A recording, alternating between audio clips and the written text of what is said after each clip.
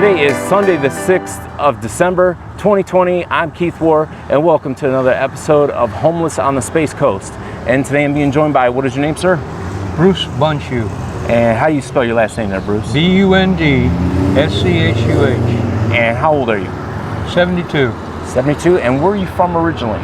Originally, I was born in Ohio, but I lived most of the time in Ohio, and then I came down and lived in Florida, and then I went to high school in Okinawa. Oh, really? Yeah. Were you, was one of your parents? My mother and her husband were Air Force. Oh, okay. Did they retire? And you were a military brat? I was a military brat. I kind of lost touch with them when I got back from Vietnam.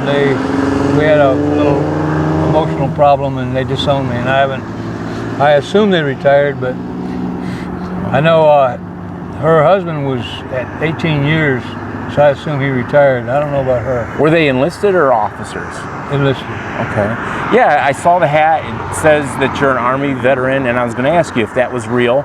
If that was, it's definitely real. You know, because there are a lot of guys that wear hats and say that they're veterans, and they're not really veterans, as you know. Oh gosh, yes. So. And I've tried to help some of them out, and then I found out when I listened to their war stories, it's all garbage. Garbage, right. But yeah, I did. I spent time. I was in 3rd Field Hospital in Saigon during the 68 Tet Offensive. I went over with 4th Division in December of '66, and I took a short-term discharge and re-enlisted because I didn't want to be in 4th Division. I wanted to be somewhere out of combat, and I got up in Saigon. Then the last tour I went, I was with a support group for the 4th Division in Pleiku. But it's real. I spent 4 years active duty and 2 years reserve. And how many years did you spend in country in Vietnam? Well, it's actually 2 years, 3 months, and 14 days. Oh, okay. So, yeah, they extended me for the 68 Tet Offensive, and then I tried to go overseas somewhere, and they sent me back again to Vietnam.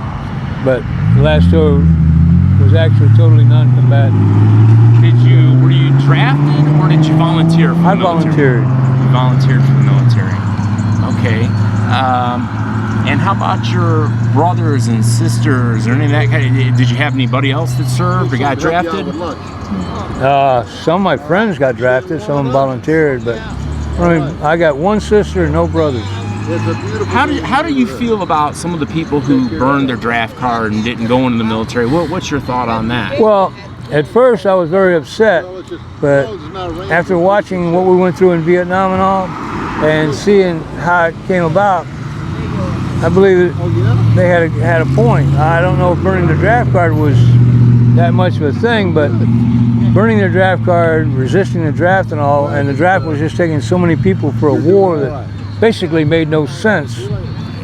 I pretty much understood that they didn't want to go over there and die for nothing. Right. And because having been a medic in 3rd Field Hospital and seeing how badly people were wounded in that war, after the time I spent when I came back to the States, I realized that a lot of them had a point of not wanting to get forced into something that was not our something. Right, had nothing to do with us, really. You know, that was between the French and the Vietnamese. Well, to begin with, it was the French and the Vietnamese. The North Vietnamese asked us for our help. We turned them down, so they went to China. All right. Then we warred against them because we didn't want China to take over, or we didn't want communism.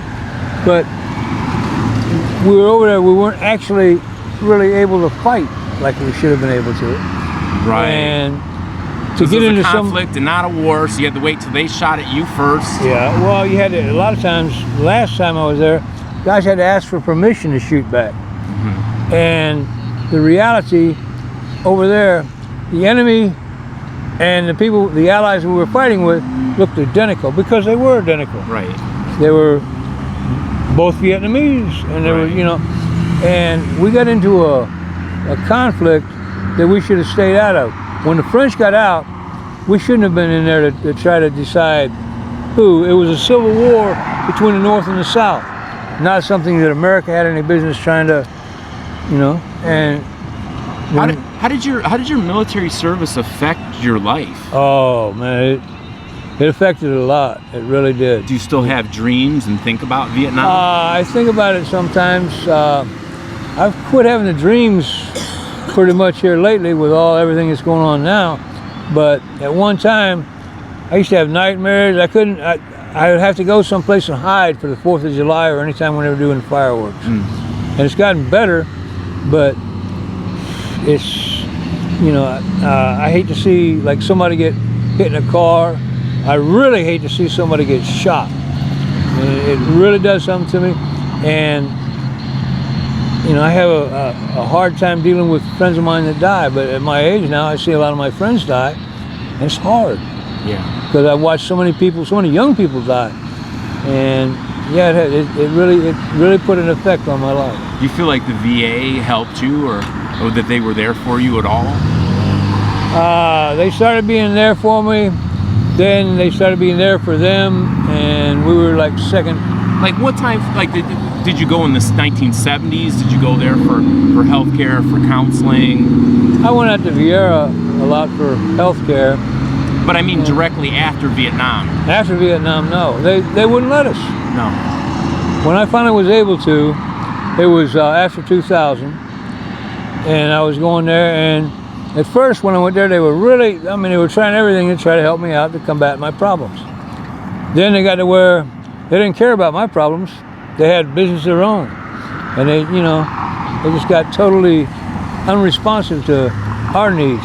Yeah. Well, me being a vet myself, and then seeing in the news, they were saying because they had ended the war in Iraq and they had so many guys coming back that there weren't enough doctors to go around, and that's why our care got so bad over at the VA. But what does the VA have you on any kind of medications? No. No. I haven't been to the VA in quite a bit of years. I had that hernia mesh put in, and it got infected, and I tried to get the VA to help. Finally, I had to go outside of the VA to get help. Then everything I tried to do through the VA hospital, they were like throwing their nose and getting around to me when they felt like they could. And they got really totally off into a new planet. Yeah. So you've never been over there for counseling or I'm assuming you've been diagnosed with post-traumatic stress disorder. No. No, you've never been. No. But do you think you have it? Do you think you? Well, I know I have it. You know you have it. I mean, I knew I had it when I got back. I knew that's one of the things I was. It wasn't called that back then. It was called shell shock or something else, right? Yeah. And they turned us down so much when we came back from Vietnam to everything, and then when they finally started to, they told me that the problem I had was more for my life than Not from what I did. Service. Yeah. Right. And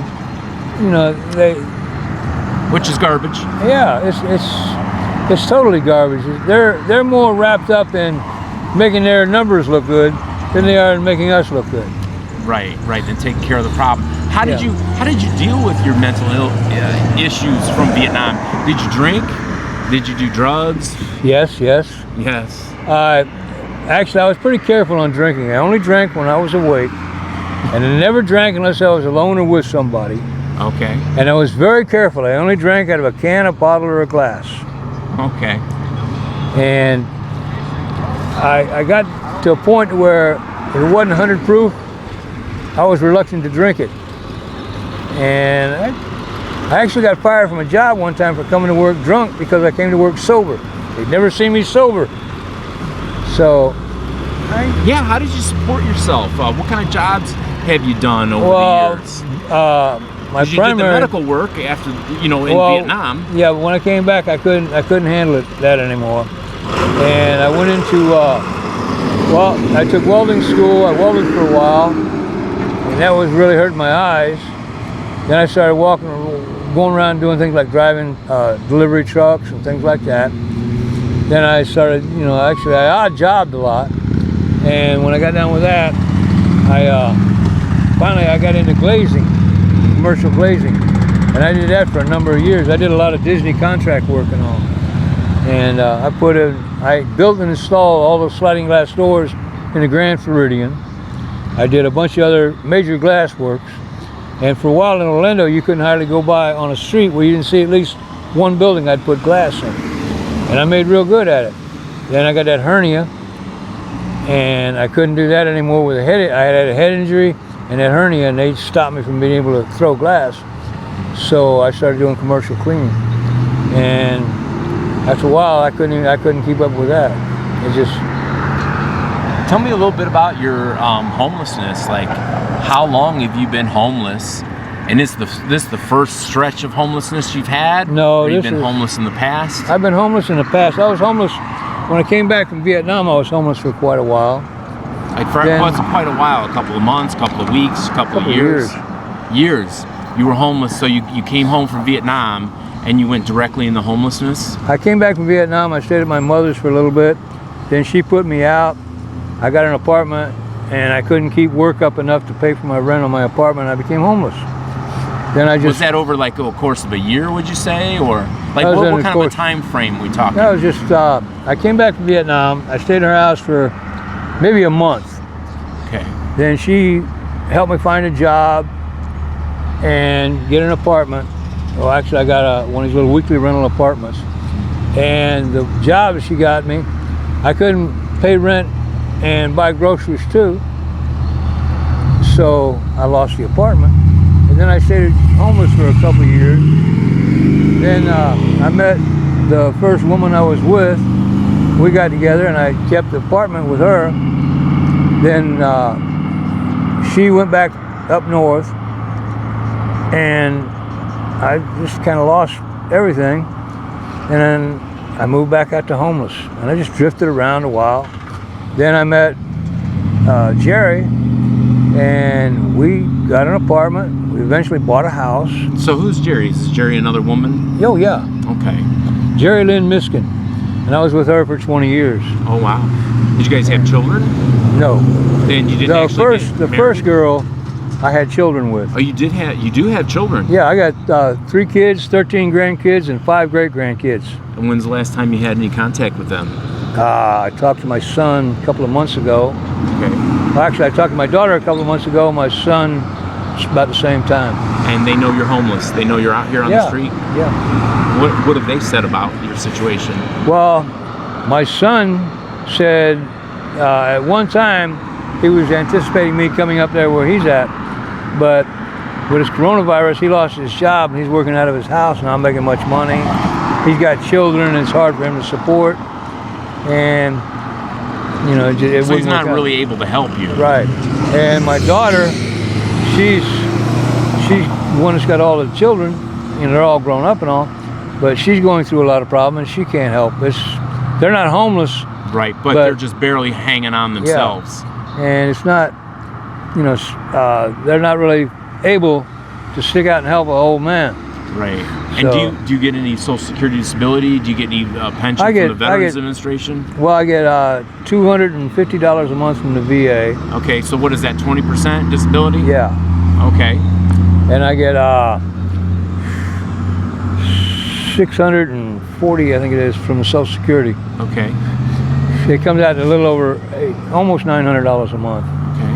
And have you, well, obviously $900 a month isn't enough to really rent somewhere, pay electric bill, water, and feed yourself, and so on. Without some kind of assistance or something, have you gone to the VA? Have you tried asking them about their homeless veteran program? They set me up for a while, and I was going to get a place under Section 8 housing, and then they canceled.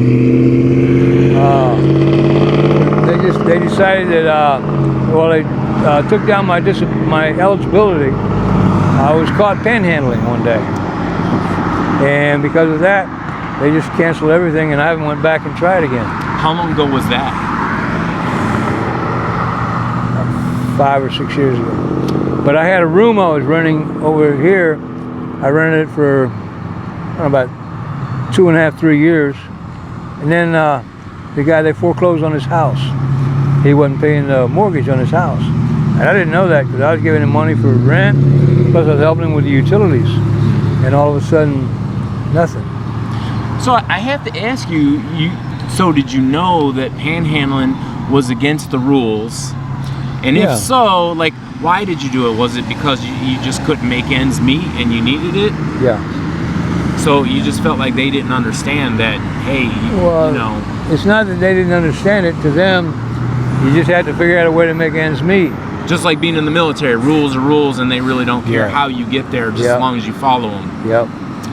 Yeah, and they, I don't know, man, they just caught me in a bad, and I had a dog for a while. Actually, I had a dog for about 5 years. I had Mello, and then I got a little dog named Rocket. I had 2 dogs. I was sitting out here for a while with 2 dogs. And then something happened, and the dogs were picked up by animal control, and a good Christian friend of mine took them. And now I won't have them back. Which actually is better for them. They got a stationary home. Somewhere to stay. So maybe, I don't want you to give a location. I don't want that. But tell me about the conditions in which, like, where do you sleep at night? Do you sleep behind a gas station, on a corner? Do you have a tent? I have a tent. You do? Yeah. The only problem, where I was staying at, the guy was letting me stay on his property. Okay. Well, some other guys come up and started staying there, and due to drugs and alcohol and the constant problem and the constant traffic, one guy's dealing drugs. They're out there screaming, hollering, and fighting in the middle of the night and all. The neighbors all insisted that the man trespass us and get rid of us. So I got to find another place to put my tent. So this was just in the past couple of days? That was today. Today? So it's been going on for probably 2 weeks, but he came up today and had us trespass. So what are you going to do? What's the plan? Well, what I'm going to do is I'm going to try to get a little bit of money, and then I'm going to have somebody take me over. A friend of mine tells me he knows where I can pitch a tent over in Merritt Island. Okay. And but you're still going to be homeless. Have you thought about, like, the Coalition for the Homeless or some of these other organizations that are out there, or have you been in contact with any of them? I've been in contact with some of them. Most of them, their thought is to contact some of the VA groups. Right. And right now, well, my phone got stolen. I just got my phone back a week ago, and I got to get back in touch with some people and try to get something working. But it's been kind of off for a little while. It's just, I kind of gave up hope. Right. You know, they say they're going to help you, but then you wait and wait and wait. Hurry up and wait. Hurry up and wait. It's like the Army, you know, and the government. It kind of got to me when I realized the government. If you want the government to do something, when they get around to it, but if they want you to do something right now, don't be a minute late. And that's about the way these people are. It's just, if anything happens and you can't make it over in time, you're just you're just out. Yeah. So tell me about your health. What's your health like, and has being homeless on the streets made any of those conditions worse? Oh yeah, my breathing has been getting worse and worse and worse from staying you're very out of breath. You keep pursing your lips. Yeah. And I have to say, you do smoke, but I mean, I smoke. I understand. I buy a pack of cigarettes that lasts me about 3 days. Right, but you shouldn't be doing any because of the breathing. Yeah. But you know, I understand. You got to have some kind of an outlet for your stress and whatnot. Yeah. How about drinking and drugging? Are you still drinking and drugging? Nope. Oh, okay. So you drinking, I can't drink anymore. My liver shut down on me. Okay. From the combination, I was doing diabetic medicine, and the pills they had me on were reacting against our liver, and I didn't know that. Well, they've released it since, but I can't even get the VA to admit they were giving them to me now. They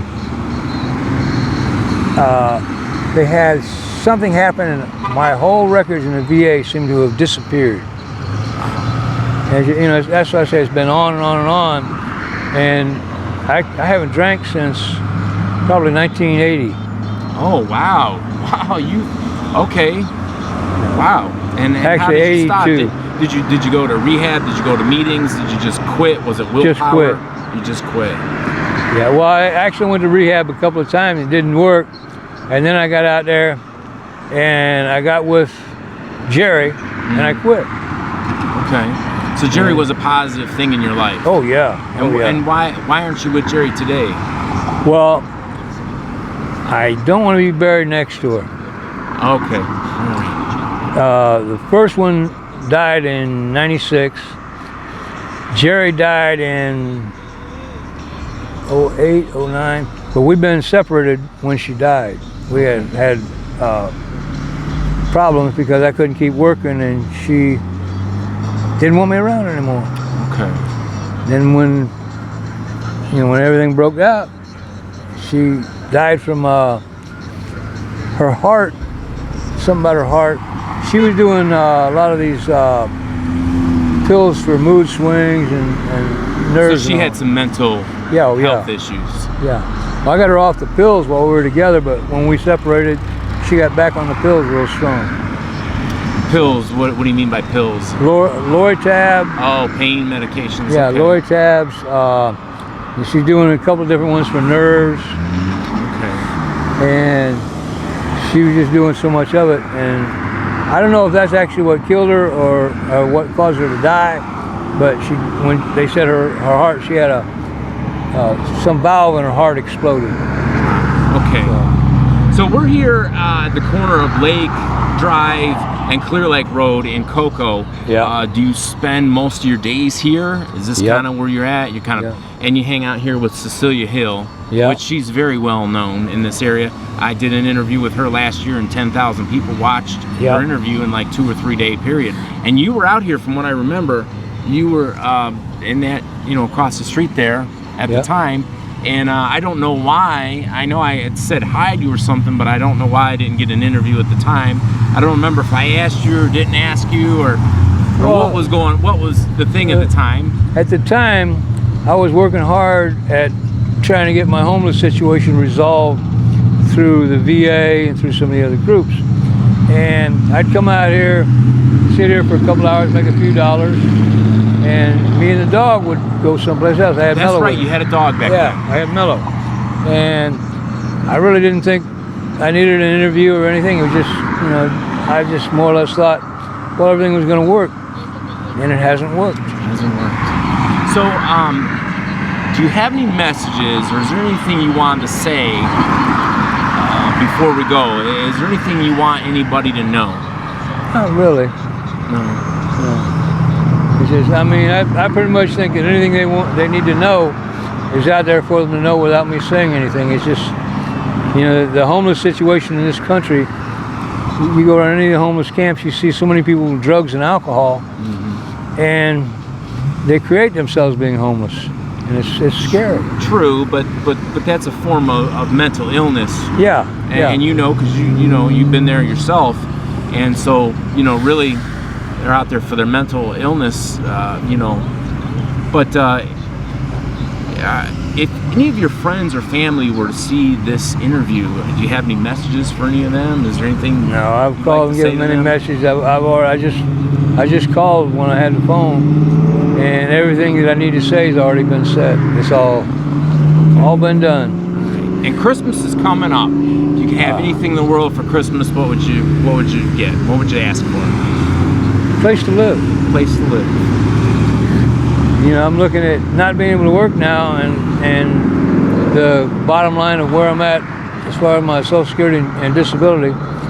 My Social Security cutoff was supposed to be at $1,800 a month, and because I had to draw partial Social Security because I was having such a hard time, I can't now get it any further than what it is now. Right. And I can't get it at $1,800. I can get it at $640, and plus what the VA gives me, and that's all they'll give me. No. How about food stamps? You get food stamps. I wanted to ask you before we go.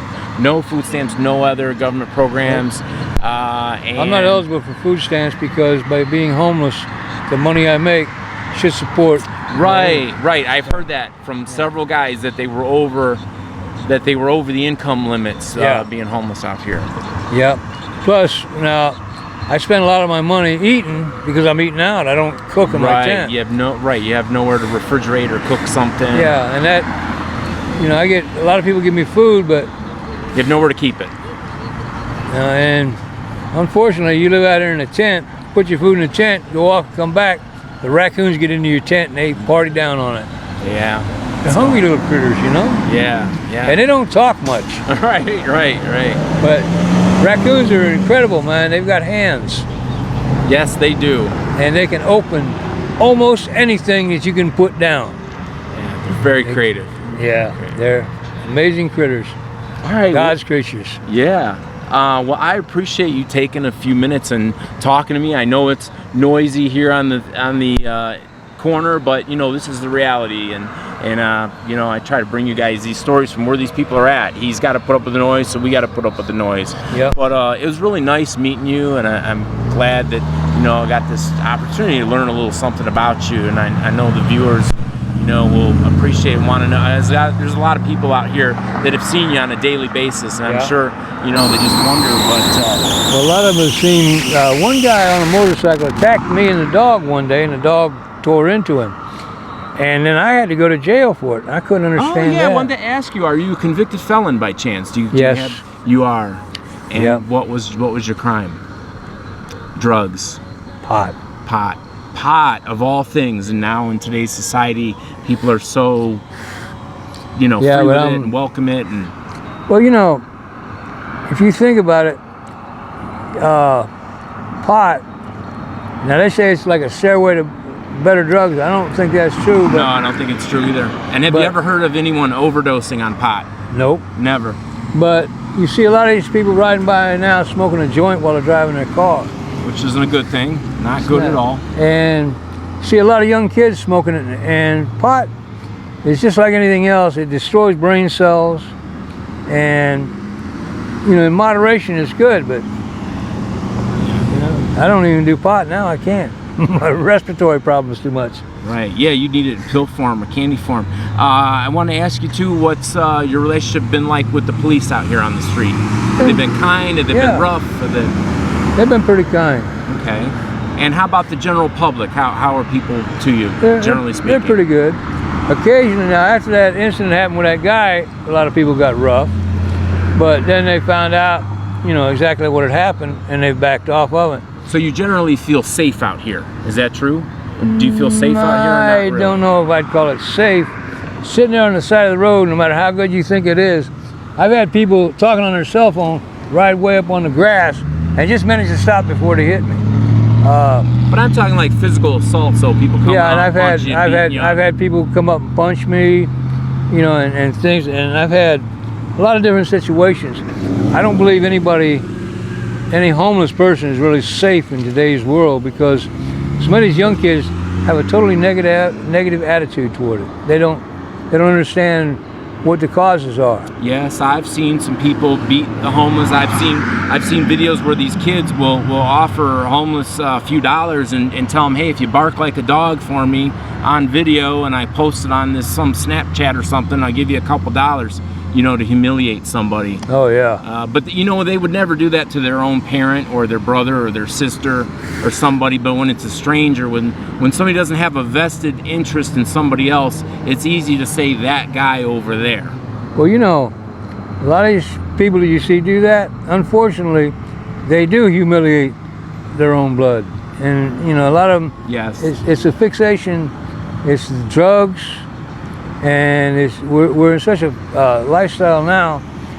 People are so wrapped up in just a cell phone and the anti-personal, and you see how many people get chatting on the thing and just totally destroy a good friend of theirs just for something to do, pass the time. Right. So it's not really true that they don't do it to their own. They don't respect family anymore. Yeah. They just, you know, I mean, most of them do. But there's a few out there, and all it takes is one bad one to make it all look bad. Yeah. All right, well, we're going to wrap this up. But like I said, I really appreciate you taking a few minutes and letting us get to know who you are. And you guys can join the Homeless on the Space Coast Facebook page, where you can leave a message or a comment, or maybe you'd like to make contact. Maybe you have something you would like to give him, or you have some information, or who knows, you just want to say hi and whatnot. But you guys can also friend me personally on Facebook at KEITHWOHR. And as always, may you be just as blessed as you blessed others. Until next time, thanks for watching.